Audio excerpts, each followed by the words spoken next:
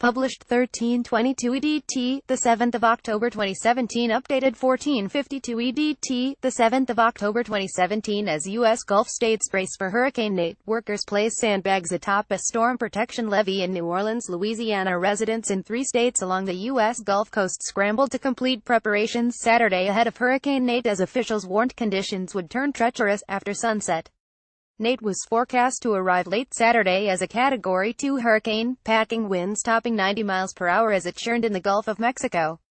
The storm killed at least 28 people in Central America. Storm surges along the U.S. Gulf Coast are forecast as high as 8 feet (2.5 meters) above ground level, prompting officials to order mandatory evacuations in some lowly areas. In Louisiana's flood-prone city of New Orleans, residents were out early Saturday to fill sandbags, as others in nearby communities packed cars to heed evacuation orders.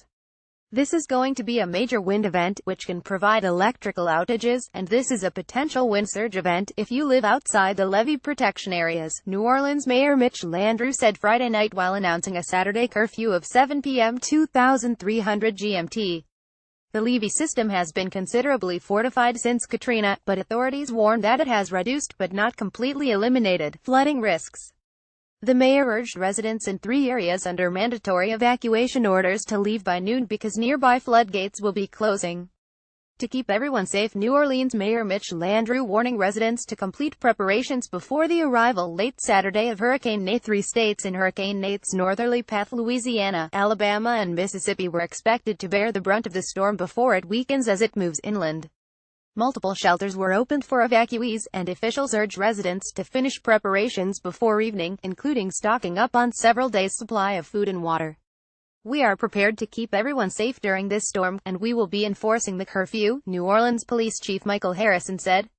Shoppers emptied area stores of essentials while dwindling shelves of ice cream suggested that some residents in a part of the country used to hurricanes were taking Nate in stride. With widespread electrical outages expected, New Orleans area power provider Entergy prepositioned repair crews to go to work once the hurricane passes. Lengthy outages likely. Please be prepared for outages that can last up to 7 days, an Entergy spokeswoman said. Nate was forecast to arrive along the Gulf Coast with potentially life-threatening storm surges in some areas, said Mark Dimary of the U.S. National Hurricane Center (NHC). Unlike Harvey, which dumped record amounts of rain as it hovered over Texas for a week, Nate is expected to quickly pass along a northerly path, drenching a vast swath of the U.S. as it moves inland and weakens.